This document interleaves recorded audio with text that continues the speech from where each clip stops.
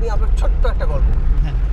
আমি দিল্লি যাচ্ছিলাম কোনো কারণে, আমরা 4-5 জন যাচ্ছিলাম। আমাদের যে কূপটা আছে তার পরের কূপে কিছু ছেলেমেয়েরা উঠছে, যা হয় স্টুডেন্ট করে, ওরা গান গাচ্ছে। আর আমাদের পরের যে কূপটা, তার পরের কূপটা কিন্তু গান গাচ্ছে। আর মাঝখানের যে কূপটা আছে, সিটটা আছে, সেখানে আমরা দেখলাম কিছু বাচ্চা ছেলে, তার সাথে টিচার, তারা সবাই মুসলিম। তারা ছেলেদেরকে বলছে ওরা কাফেররা গান গাচ্ছে, ওইদিকে খেয়াল করো, কাফেররা গান গাচ্ছে, ওদিকে তুমি নজর দিও না, কানে চাপা দাও। তো আমি যদি ধর্মীয় অনুকরণ দিয়ে একটা মানুষের বিকাশের, একটা বাচ্চার সন্তান, তাকে আমার বিকাশের ক্ষেত্রে যদি ওরা কাফের, ওরা আমাদের বেধর্মী, ওরা যা কিছু করছে ওরা খারাপ, এটা যদি শেখানোর প্র্যাকটিস হয়, এটাই যদি শেখানোর মূল বিষয় হয়, তাহলে আমাকে বলতে হবে এই ধরনের ঘটনা বাংলায় হোক আর ভারতবর্ষে হোক বা যেখানেই হোক বারবার ঘটবে, সম্পর্ক নষ্ট করবে, আর আমাদের যে বাঙালির ঐতিহ্য সেটাকে ধ্বংস করবে। মূল এটাই হচ্ছে মূল বিষয়। রংপুর আর দিনাজপুরের মানুষ ঝগড়ুটে নয়, রংপুর আর দিনাজপুরের মানুষ সহনশীল এবং তারা পরনিন্দা পরচর্চা করতে ভালোবাসে না, আর তারা পর সম্পদ হরণ করতে ভালোবাসে না। এটা শিখিয়েছে কারা? পাকিস্তানিরা, এবং বিশেষ করে যারা সেই সময় মানে অন্যের সম্পত্তিকে হরপ করা, তা ধর্মীয় কারণে হরপ করে নাও, মেয়েদেরকে টেনে ফেলো এবং তাকে অত্যাচার করে বাড়ি থেকে বাড়ি করো, এলাকা ছাড়া ওটা ইন্ডিয়া চলে আসে। এই যে মেন্টালিটি শেখানো হয়েছে, যেদিন আমরা এটা বর্জন করে দেবো, বাংলাদেশকে আটকানোর ক্ষমতা কারণে বহু প্রতিভা আছে, বহু প্রতিভা, মানে বাংলাদেশের বাংলায় রংপুরে থেকে আরম্ভ করে প্রতিভা, কবি থেকে আরম্ভ করে, বিপ্লবী থেকে আরম্ভ করে, সাহিত্যিক থেকে আরম্ভ করে, স্বাধীনতা সংগ্রাম থেকে আরম্ভ করে, শহীদ হওয়া, রক্ত দিয়ে তেভাগা আন্দোলনের থেকে আরম্ভ করে 70 দশকের যে শহীদ হয়েছেন, রক্ত দিয়েছেন, হ্যাঁ, মা বোন ভাইরা, কোথায় কোথায় পাওয়া যাবে এত রক্ত বলিদান, এত ধর্মান্যতার বিরুদ্ধে সবাই নেমে? তারা কোনখান থেকে আসে? কোন রাজনৈতিক কনসেপ্ট থেকে আসছে? হ্যাঁ, রাজনৈতিক কনসেপ্টটা কোথায় এবং তাদের এই উৎসটা কোথায়? এটা আজকে অপমর বাংলাদেশের মানুষকে ভাবতে হবে। হ্যাঁ, আজকে অপমর বাংলাদেশের মানুষকে ভাবতে হবে, না ভাবলে কপালে দুঃখ আছে, আমি বলে দিচ্ছি। আমি নিজেকে এর থেকে মুক্ত হয়ে গেছি, আমি মুক্ত। আমার কাছে যে হিন্দু, আজকে ধরুন আমি বাংলাদেশে পাসপোর্ট নিয়ে ভিসা নিয়ে বেড়াতে গেলাম, আমি ঘুরতে ঘুরতে কোথাও অসুস্থ হয়ে গেলাম, ঘুরতে যাবো তো অসুস্থ হতেই পারি। এবার সেখানে অসুস্থ হলে যদি আজকে আমার মুখে জল কেউ দেয়, সেখানে কি আমি হিন্দু মুসলমান দেখবো, না হিন্দু মা দেখবো, না মুসলিম মা দেখবো? আমাকে বুঝান তো, হিন্দু মা দেখবো না মুসলিম মা দেখবো? আমি মাকে মাই দেখবো। হ্যাঁ, সে আমার গর্ভধারী না হতে পারে, প্রাণ বাঁচায় এবং সে আমার জননী, তো তাকে দেখবো। ওখানকার বাংলাদেশের মেয়েরা জননী তো। আমি এখানে যত বাংলাদেশের ছেলেরা আসে, আমি তাকে বলি, দেখো আমরা মাকে আমরা খুব ভগবান মনে করি, মা দুর্গার মতো অংশ মনে করি। তার কারণটা কি? মাই শিখিয়েছে কথা বলানো, মাই আমাদের দুগ্ধ দিয়ে আমাদের মানুষ করেছে, মা আমাদের আঙুলে করে নষ্ট করে এত 10 মাস 10 দিন কষ্ট করে ইয়ে করেছে। সেই মায়ের কথা স্মরণ করে যেদিন তুমি বাড়ির থেকে বেরোবে, মায়ের পা ছুঁয়ে তুমি যেদিন কদমবুচি করো বা প্রণাম করে বাবা মাকে করে বেড়াও, বিশ্বের কোনো শক্তি নেই তোমাকে তোমার ক্ষতি করতে পারে। যে কাজে যাবে সেটাই সম্ভব। এটা আমরা বলছি না, এটা মনে হচ্ছে আমার অভিমত, ধারণা। আমার মা নেই, এখন সমস্ত নারী যত আছে ভারত, পাকিস্তান, বাংলাদেশে বা এই অঞ্চলে, পৃথিবী, এশিয়া, সে নারী যে ছোট হোক বড়, সে সব আমার মা, আমার মাতৃসভা। তাই আমি বারবার আমার ইচ্ছা আবার জড়িব যদি বাংলার বুকে, বাংলা মায়ের কোলে আমি যেন জন্ম। ধর্ম দিয়ে মা ভাগ করা যাবে না, ধর্ম দিয়ে পিতা ভাগ করা যাবে না, ধর্ম দিয়ে আমার বন্ধুকে ভাগ করা যাবে না, ধর্ম দিয়ে আমার ভাইকে ভাগ করা যাবে না, হ্যাঁ, ধর্ম দিয়ে আমার সন্তানদের ভাগ করা যাবে না। যারা এটা করবে তারা, হ্যাঁ, কে কী খাবে না খাবে সেটা তার ব্যাপার। হ্যাঁ, যে আমাদের ধর্মে আমরা কি করেছি, আমরা কেন খাই নি, মানে আপনার গরু খায় না, আগে হয় বলি হয়েছে আমাদের আজ সময় পূর্বপুরুষ যখন বরদান মুনি টুনি সময় বিশ্ব বলি হয়েছে, কিন্তু আমাদের দেশে এটা খায় না কেন? এখানকার যে ওয়েদার, আর গরুর মাংস খাইলে কাম শক্তি বাড়ে, ঠিক আছে? মুনি ঋষিরা সব কিছু বুঝার বিশ্লেষণ করে এটা করেছে। সেই সময় যে কবিরাজি ওষুধ বা আয়ুর্বেদিক ওষুধ, এই গরুর মাংস খেলে তাতে কি হচ্ছে, তাতে মানে আমার হচ্ছে, মানে তাকে করা সম্ভব না, বুঝলেন তো? মানে সেই রোগ নিরাময় করতে গেলে অসুবিধা হচ্ছে। আচ্ছা, এইটা হচ্ছে এখানকার মহাশ্মশান, এখানেও দেবী চৌধুরী কুমারী পাঠকরা এখানে আসতেন। এই যে হ্যাঁ, এইটা এই যে দেখেন পডকাস্টটা এখনো বিশাল বিশাল। আর এই দিক দিয়ে আছে আপনার দেবী চৌধুরী নামই তো লেখা আছে। হ্যাঁ, এইদিকে যেটা আছে, এইদিকে একটা শিকারপুর আছে, হ্যাঁ, সেখানেও ওই দেবী চৌধুরানীর ওই মূর্তি টুর্তি আছে, মাঝে জ্বলে গেছিল, এখন আবার নতুন করে করছে, এটা একটা আছে। চলে এসেছি আমি 68 সালে চলে এসেছি, যেহেতু আমার জ্যাঠামশাই স্বাধীনতা সংগ্রামী ছিল। আমরা আমিও রংপুরের যে জেল আছে না, সেখানে 7 দিন বন্ধ ছিল। আমরা বাংলা ভাষা আন্দোলনের শরিক হয়েছে, তাই আমাদেরকে অ্যারেস্ট করেছিল 7 দিন। আমার ওই জেলের মধ্যে আমার জ্যাঠামশাও ছিল কমিউনিস্ট পার্টির, তাকে তো চিরজীবন জেলখানেই কাটাতে হয়েছে। ব্রিটিশ পিরিয়ডে কাটাতে হয়েছে, পাকিস্তান পিরিয়ডে কাটতে হয়েছে, পরে তো 70তে মানাই মেরে ফেলেছে, তার কোনো আমরা পাইনি। আমার পাখি মৈত্র বলেছিলেন আমার আত্মীয়, তার শ্বশুর, তার ছেলে, তার পরিবারের সর্বস্ব 12 জনকে মেরে ফেলেছে পাকিস্তান আর্মি। এবং পাখি মৈত্র যেহেতু উকিল ছিলেন, ব্যারিস্টার ছিলেন, তাকে জিপের পিছনে বেঁধে সমগ্র রংপুর টাউনে তাকে ছেঁচড়ে নিয়ে যাওয়া হয়েছে। বিশাল দেহের লোক ছিল। ঐতিহাসিক মানে অত্যাচার খালি আমাদের না, গ্রামকে গ্রাম জ্বালিয়ে দিয়েছে। সেটা আপনি পাবেন রংপুরের ইতিহাস, দিনাজপুরের ইতিহাস যেটা আছে বই, ওইটাতে পাবেন। যারা এটা করেছেন তাদেরকে আমি ধন্যবাদ দেবো, যে ঐতিহাসিক বহু কিছু ওর মধ্যে পাই। কিন্তু পরবর্তী স্টেজে যেটা হয়েছে, কিন্তু এই ঐতিহাসিক যে স্থান বা এগুলোকে চর্চার মধ্যে আনেনি। বাংলাদেশের উচিত পর্যটনটা ভালো বাড়বে যদি এই সমস্ত জায়গা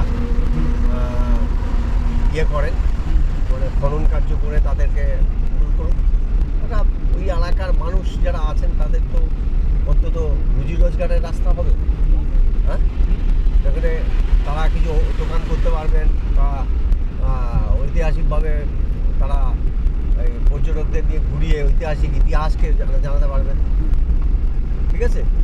এটাই হচ্ছে আমার মূল বিষয়, এটাই হওয়া উচিত।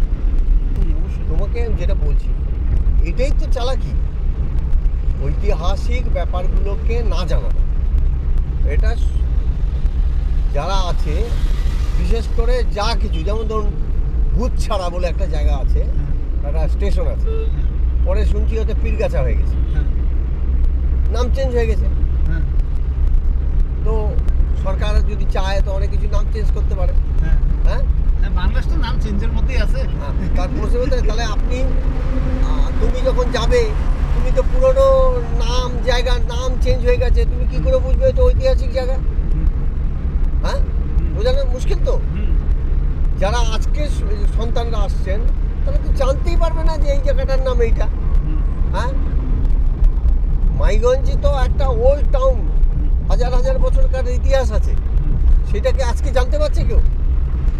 যে কোথায় কমিউনিস্ট বিপ্লবীরা থাকতেন, কমিউনিস্টরা এসে কী করতেন, স্বাধীনতা সংগ্রামীরা কোথায় কী করতেন, কোথায় গিয়ে সুভাষচন্দ্র বোস টাউন ক্লাবের ওখানে এসে বক্তব্য রেখেছেন, আমাদের বাড়িতে গেছেন।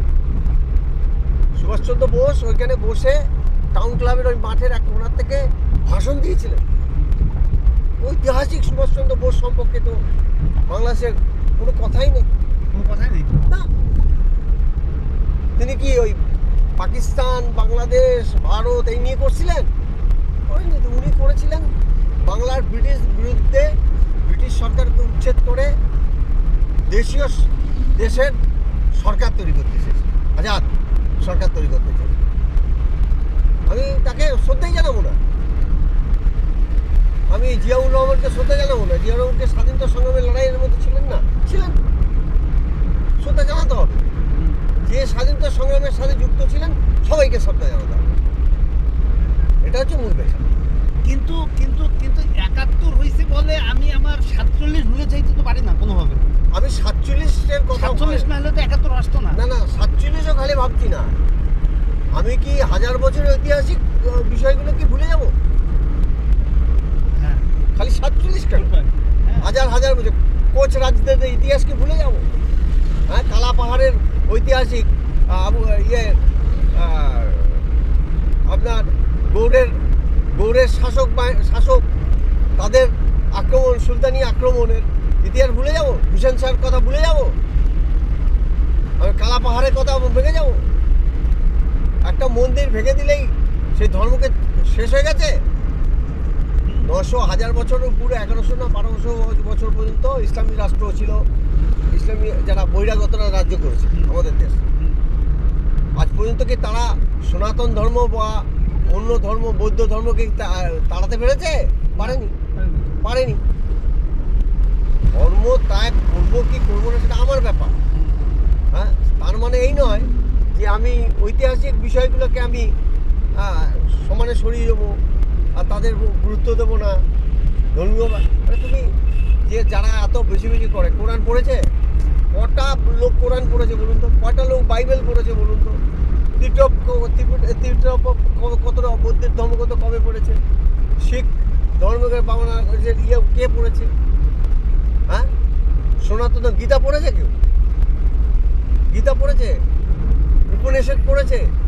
ঋগ্বেদ, যজুর্বেদ, অথর্ববেদ পড়েছে কেউ? কেউ পড়ছে না। আর কি আছে ওর মধ্যে? অত বড় কথা, যা জিনিস লেখা আছে সেটা নিয়ে আমাদের জানবো না আমরা? আমি যদি আমার অন্ধকার ঘোরটাপের মধ্যে বলেন, মানে আমি একটা ছোট্ট কথা আমি বলছি।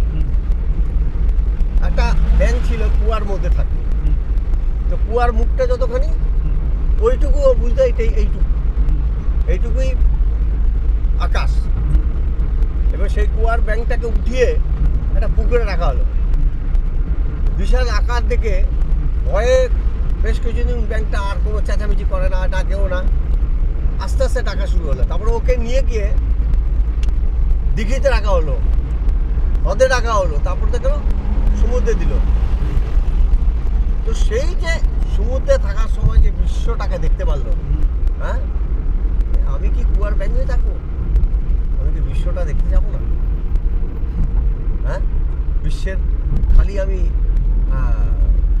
স্লোগান দিব, নাম বললেই হবে আর রহিম বা আল্লাহ বললেই হবে? আমি তো বাংলাদেশের লোক, ছেলেপেলেরা আমার গাড়ি দিলে আমি বলি, ভাই কথায় কথায় আল্লাহ কেন? ভাই আপনাদের কথায় কথায় আল্লাহ কেন? এটা সাধনার জিনিস ভাই। হযরত মুহাম্মদ সাল্লাল্লাহু আলাইহি সাল্লাম মহামানব, সেই মহামানব হযরত সাল্লাল্লাহু আলাইহি সাল্লাম তার এই যে তেজপাতা, সেই তিনি কি করেছেন? তিনি সাধনা করেছেন গুহাতে। সাধনা ছাড়া কেউ তাকে কোনো জ্ঞান দেয় নাই। সাধনা ছাড়া কেউই করেনি। সুফি সন্ত্রা সাধনা করছে, সবাই সাধনা করছে। সুফি সন্ত্রা তারাও সাধনা করেছেন। হ্যাঁ, জিসাস খাইটও কিন্তু সাধনা করেছে। এবং জিসাস খাইট ভারতবর্ষে 13 বছর বসে এসেছিলেন। নাথ যোগী, বেনারস, কাশী এবং তিব্বতে তিনি শিক্ষা নিয়ে চলে যান। তারপরে গিয়ে 26 বছর বয়সে গিয়ে তিনি ওখানে ধর্ম প্রচার করেন। তার ঈশানাথ, মেরিনাথ, কাশ্মীরে গির্জার মধ্যে তার দেহ আছে। আর একটা মসজিদের মধ্যে তার যে ব্যবহৃত ছড়ি মানে বিশাল বড়, তা আছে। খ্রিস্টানরা অস্বীকার করে, তো রোমের গুরুত্ব কমে যাবে। আমি যদি এই কথাটা বলি, কালকে মার কার শুরু হয়ে যাবে। হ্যাঁ, আমাদের ধর্ম নিয়ে বলার কি অধিকার আছে ওনার? আমি একটা মুক্তমনা মানুষ, আমি প্রকৃত অর্থে ধর্মপ্রাণ বলি, যা জানি না তাকে অস্বীকার করি না। আর যা জানবো তার বাস্তব বিষয়টা আমি দেখবো না। এই তো অবস্থানের মধ্যে রয়েছি ভাই। আমরা চাই আপনারা এই বিষয়গুলোকে দেখুন, মানে সমগ্র বাংলার মানুষের কাছে খোলা চিঠি হিসাবে দেখতে পারেন, প্রাণ খোলা কথা। অবশ্যই ভাই কেউ ছোট নয়, কেউ বড় নয়, বয়স্কদের সম্মান দিন। এই যে আমি বলি, যত বিদেশ থেকে ফান্ডিং আসে, সে মুসলিম হোক আর হিন্দু, একটা কোথাও একটা হসপিটাল দেখাতো, চিকিৎসালয় দেখাতো, হাজার হাজার লোক তারা সমানে তারা ইয়েতে চলে আসতেছে, মানে বাংলায় চলে আসতেছে, হ্যাঁ, মানে ভারতে আসতেছে চিকিৎসার জন্য। এত মুসলিম দেশরা তাকে সাহায্য করছে, কোথাও একটা ন্যাশনাল ইয়ে করতে পারে না, দুই তিনটা জায়গায়, হ্যাঁ, ফ্রি অফ কস্টে করতে পারে না। টাকা তো, কিন্তু ধর্মান্তরণের জন্য তুমি যা ইচ্ছা করো, কিন্তু স্বাস্থ্য শিক্ষার ব্যাপারে টাকা আসে না। সৌদিও দেবে না, ওই আমেরিকাতেও দেয় না, ওই বেলায় কথা কয় না। আপনি সেবা কাকে বলে? আমরা যাই মন্দিরে, গেলাম, পাটা ধুয়ে গিয়ে একটু পরিষ্কার করলাম, ওখানে মন্দিরে গিয়ে আমরা পূজা পার্বণ করলাম, চলে আসলাম। এবার মন্দিরের পুরোহিত সে ঝাড়ু মারতেছে, আর তারা সেবা করে, তারা ঝাড়ু করছে। এটাকে সেবা বলে? ও তো দায়িত্ব যে আমি যেহেতু এখানে পূজা করি, আমি টাকা পয়সা পাই, তাই আমার এটা কর্তব্য। মসজিদে যান, ইমাম সাহেব নামাজ পড়াচ্ছেন, তিনি ঝাড়ু দিচ্ছেন। কোনো মুসলিম ভাইকে দেখেছেন যে ওই মসজিদটাকে আমি পরিষ্কার করি, একটা ধোয়া পাকলা করি? খালি শুক্রবার দিন যাচ্ছি, আমি নামাজটা পড়ে চলে আসছি। এটাকে সেবা বলে না, এটা একটা হচ্ছে কি কর্তব্যের মধ্যে পড়ে গেছে। আমাকে করতে হবে, তাই আল্লাহর প্রতি আমার একটা ইয়ে আছে, নামাজ আদা করলাম, বাস হয়ে গেল। কিন্তু আপনি যদি উল্টো জায়গায় চলে যান, আপনি যদি শিখে যান, শিখদের গুরুদুয়ারা যাবেন, হাজার হাজার কোটি টাকার মানুষ, মন্ত্রী, শিখদের দেখেন মন্ত্রী দোষ করেছে, উল্টো কাজ করছে, তাকে জুতা পালিশ করে ছাড়িয়ে দিয়েছে। আপনি জানতো চণ্ডীগড় গুরুদুয়ারা যাবেন, আপনার জুতা ওখানে যাবে, সেই জুতাটাকে জমা নেবে, ব্যাগ জমা দিতে পারেন, 3 দিন আপনি ওখানে থাকতে পারেন, 3-4 দিন, খাওয়া দাওয়া ফ্রি। আপনি ওখানে থাকলেন, আপনার কাজকর্ম করলেন, চলে আসলেন, কিন্তু জুতাটা দিয়ে আসলেন, হাজার নোংরা, সেই জুতাকে পালিশ করছে, হ্যাঁ, সেবকরা, সেবকরা, তারা মন্ত্রী পালিশ করছে, কোটি কোটি টাকার মালিক পালিশ করছে, তাদের স্ত্রী, তাদের মেয়েরা, তারা, আপনি যে খাবার খেলেন, সেই খাওয়ার পরে, আপনি হিন্দু মুসলমান দেখে না, খাওয়ার পরে যে পাটি থালা তারা মারছেন, কারা মারছেন? কোটি কোটি টাকার মালিক। এটাকে বলছে তারা সেবা দেয়। তো এটা তো উদাহরণ আছে না আমাদের কাছে, এই উদাহরণটা গ্রহণ করবে না কেন প্রত্যেকটা ধর্মীয় অনুষ্ঠান এরা কেন করবে না? বললে যে তাদের অধিকার চলে যাবে। সবাই সেবা করছে, অসুস্থ হয়ে গেছে বাংলাদেশের কত লোক গিয়ে দিল্লি থেকে অসুস্থ হয়ে গেছে, চণ্ডীগড়ে গেছিল কাজ করতে গিয়ে অসুস্থ হয়ে গেছে। এই উত্তর পূর্ব ভারতের মানুষ, তাদের টাকা নাই, তারা টাকা তুলে খাইয়ে দাইয়ে গাড়িতে বসিয়ে তারা পাঠিয়েছে, এবং যে যে জায়গা দিয়ে জংশনগুলোতে গেছে সেখানকার দুয়ারদের রিপোর্ট করেছে যে এরকম যাচ্ছে, অভুক্ত আছে, আপনার খাবার দেবেন। ভাই এই খোলা মানসিকতা দিয়ে তারা কাজ করে, তাদের কাছে হিন্দু নাই, মুসলিম নাই, খ্রিস্টান নাই, যে যাবে তাই সেবা দিচ্ছে। শিখ জাতির এইটা গুরু নানকের তার ইয়ে। তো আমি অন্যের কাছে কিছু শিখবো না, আমি ওদের কাছে কিছুই শিখবো না, খালি আমি যেটা ভাববো সেইটাই ঠিক, হ্যাঁ, আমি আমার মতো করে চালাবো। যখনই আপনি ওখানে যাবেন, এইটা শোনাবেন, যারা দেখবেন, অবশ্যই তারা কি বলবে জানেন? কঠোর কমিউনিস্ট।